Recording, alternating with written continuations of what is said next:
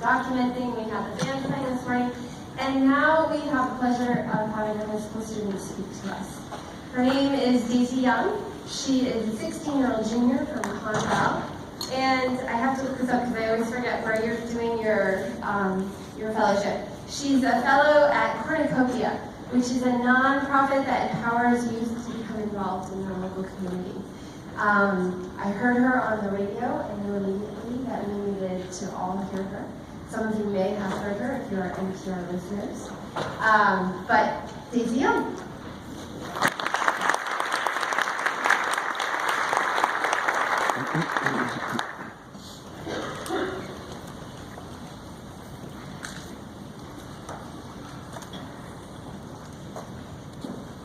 Hello everyone, my name is Daisy Young. As Angie said, I am 16 years old and I attend Conwell High School in Hanover, New Hampshire as a junior. I would like to say thank you to Angie and everyone involved for inviting me to speak at this conference.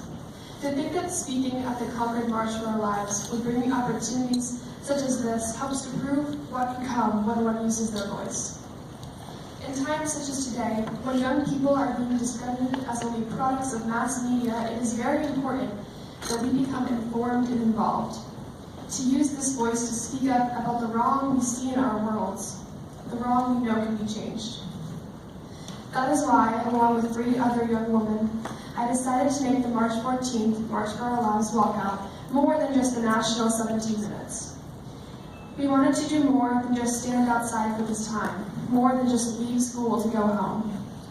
So we decided to lead anyone who was willing in a 3-mile march to the Peterborough Town Hall, where we gave speeches in front of several community members, the League of Women Voters, and press, all who are watching and supporting us. Following this, we wrote several letters to our legislators at our local library, letting them know that we're watching, we're listening, and we are not afraid to take a stance. This pressure is what our country needs. When young people, victims of the violence, are fighting and begging for policy, the elected officials become aware that change is needed. But I am here to discuss more than laws, more than government.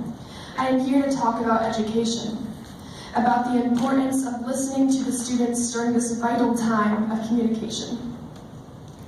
Every Wednesday night, a dynamic group of Monadnock students, alumni, educators, and community members meet at our local hospital in a small conference room. This group is called REV, short for Revolution Ethics. REV is led by Eric Bowman, who happens to be my AP US History teacher at Conval, although the group is not affiliated with the high school. At REV, we have conversations regarding current events, politics, philosophy, ethical thinkers, our community, history, and so much more. This group, led by Eric Bowman, has been one of the main motivations for my political activity. REV has opened my eyes up to the discussions you just don't get to have in high school. Discussing everything from student action to the meaning of Mr. Rogers to Wittgenstein has given me a whole new outlook on life. I'm introduced to new things every week, encouraged to take a stance on them and use my loud young voice to become an advocate for whatever side I believe in. This group is exactly what young people need. You see, there is truth behind the ideas that social media and the internet in general have an effect on the people.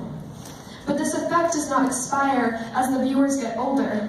I see adults themselves trusting false advertisements and inaccurate tweets. Young people are very subject to this danger because social media is something we have always known, always trusted.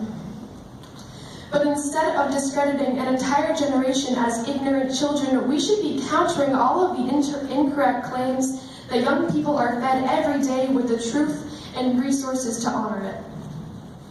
Building this trusting, healthy relationship between students and educators is more important now than ever. As we feel less and less safe in school, we depend on the connections inside to create a healthy environment. We depend on the support by our peers, but our educators as well. We appreciate, beyond words, the time and effort educators put into us. I'm here representing students from all corners of this country. I'm here representing the millions of voices that want to be heard. I am here hoping you are listening. On that note, I will now read the poem I gave at the march we organized at our own school, but as well as the Concord March for Our Lives on the 24th. In the poem, I speak of the cliches around young people not having the ability to make change. My goal is to inspire students across the nation to defeat this stereotype, to be heard. The poem is entitled Too Young. In 13 months, I will be 18 years old.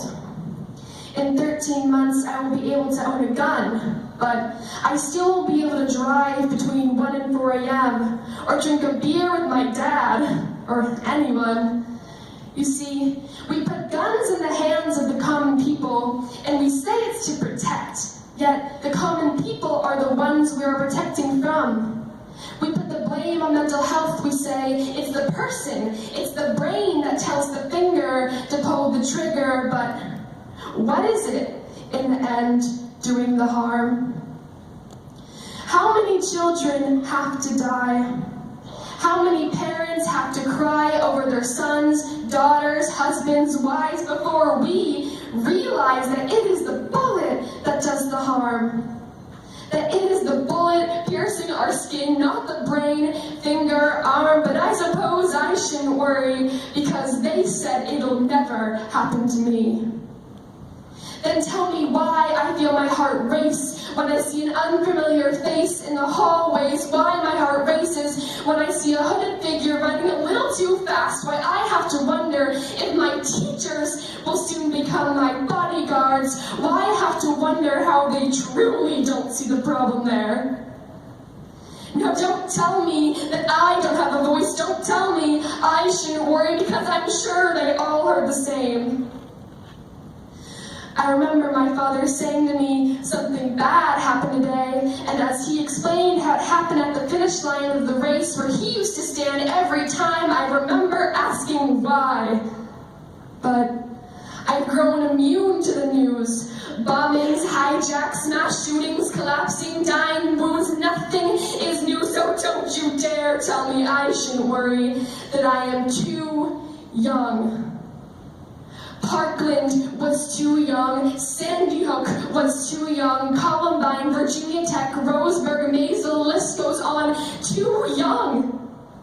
We still protect an amendment written 227 years ago for whites to have state armies to keep slaves in line because they didn't have the privilege of a national standing army. So can't you taste the irony? Because the U.S. has the #1 military in the world today, doesn't it give you anxiety that there have been more private gun deaths since 1968 than deaths in all U.S. wars, yet we can still debate? Well, times have changed, it's a cliche, but we have the voice and we have the weight, so stop listening when they say too young. Because if we are old enough to be there with lives, then we are old enough to strive. Thank you.